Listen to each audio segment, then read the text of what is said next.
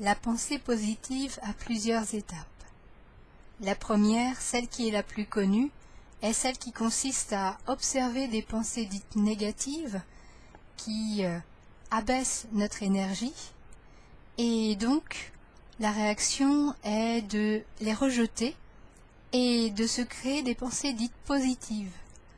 Par exemple, je ne suis pas capable de. On l'observe, on la rejette, et à la place, on la remplace par « Mais si, bien sûr, je suis capable. On y va, ça va me faire du bien. » Ça, c'est la première étape. C'est une étape importante parce qu'elle permet vraiment de s'observer, de prendre conscience de ces pensées qui parasitent, entre guillemets, notre esprit et qui nous tirent vers le bas. Mais la deuxième étape, celle qui vraiment va nous libérer, va développer notre confiance en nous. C'est celle tout simplement de l'accueil de ces pensées. Prendre conscience justement de ces pensées permet aussi de ressentir des souffrances en soi. Chaque pensée dite négative ne fait que nous alerter sur le fait que nous avons des souffrances en nous. Elles ne proviennent pas d'autres personnes, elles sont véritablement issues de notre intérieur. Les souffrances en nous utilisent le mental pour nous indiquer que nous sommes prêts à aller voir ce qui est issu d'une incompréhension.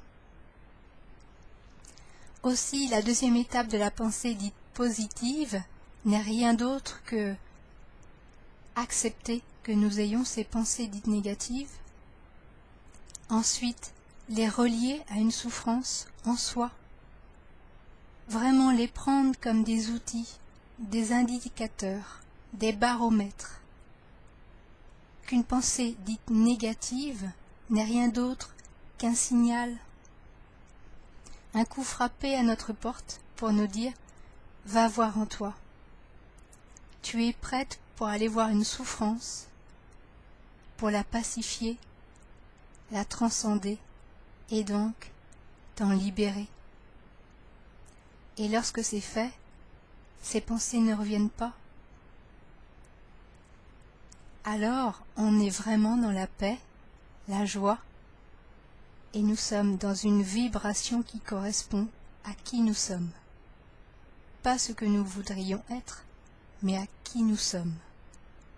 C'est ça une pensée positive.